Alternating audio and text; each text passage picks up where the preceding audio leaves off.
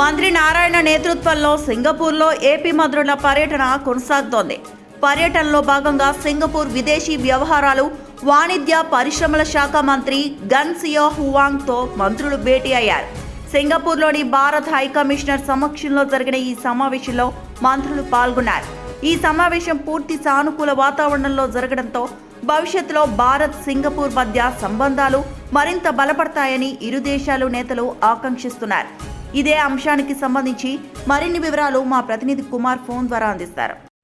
Okay Parvati, సింగపూర్లో మంత్రి నారాయణ నేతృత్వంలో అయితే ఏపీ మంత్రుల పర్యటన కొనసాగుతుంది.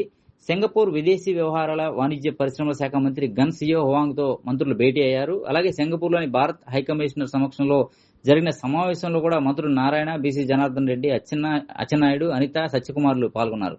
అయితే భారత్ సింగపూర్ మధ్య దీర్ఘకాలిక స్నేహ సంబంధాలు, ఆర్థిక భాగస్వామ్యం, పరస్పర సహకారం ఇతర అంశాలని మరింత బలోపేతం చేయడంపై అయితే ఇరు దేశాల నేతలు కూడా చర్చించారు. ద్వైపాక్షిక వాణిజ్యం, పెట్టుబడుల విస్తరణ, మౌలిక వస్తువులు, లాజిస్టిక్, పునరుత్పాదక శక్తి రంగాల్లో సహకారంపై కూడా ప్రధానంగా చర్చించారు. దీంతో పాటు స్మార్ట్ సిటీస్, అర్బన్ ప్లానింగ్, వ్యర్థాల నిర్వహణలో సింగపూర్ నైపుణ్య వినియోగం తదితర అంశాలపై కూడా ఈ చర్చల్లో ప్రధానంగా కొనసాగాయని చెప్పుకోవచ్చు. అయితే సింగపూర్ ఆధునిక పరిపాలన విధానాలు, సుస్థిర అభివృద్ధి అంశాలపై కూడా మంత్రుల బృందానికి కొంత శిక్షణ ఇచ్చే అవకాశం ఉన్నట్లుగా తెలుస్తుంది.